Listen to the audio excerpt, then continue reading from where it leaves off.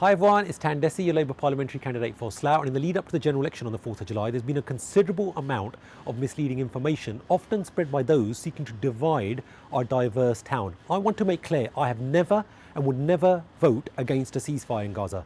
Since first elected by the good people of Slough in 2017, I have been committed to speaking up for all of our diverse communities and for human rights. For years, I have called out the occupation and violence faced by Palestinians. There have been two nights when we voted in the UK Parliament on Gaza, one in November last year and one in February. On that November evening, there were two votes. The Scottish National Party had a motion for wanting the fighting to stop, a ceasefire, they condemned Hamas and wanted hostages released, and a surge of aid. 15 minutes before that was a vote on the Labour Party motion for, and I quote, an end to the violence in Israel and Palestine, release of hostages, surge of aid, jurisdiction of the International Criminal Court to investigate war crimes allegations, something not in the SNP motion, along with demanding that Israel lift the siege, stop settler violence and illegal settlements in the West Bank, and a two-state solution.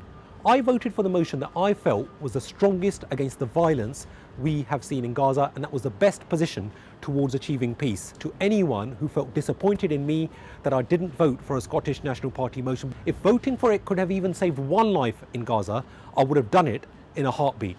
The reality is that the SNP decided to abstain on the Labour motion and vice versa, since many in Labour felt that we had a better, more realistic and comprehensive peace plan.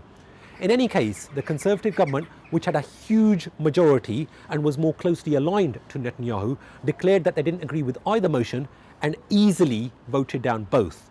The only motion on Gaza that has passed in the UK Parliament is the Labour Party motion for an immediate ceasefire, which passed in February, because for once the Tories decided not to vote it down.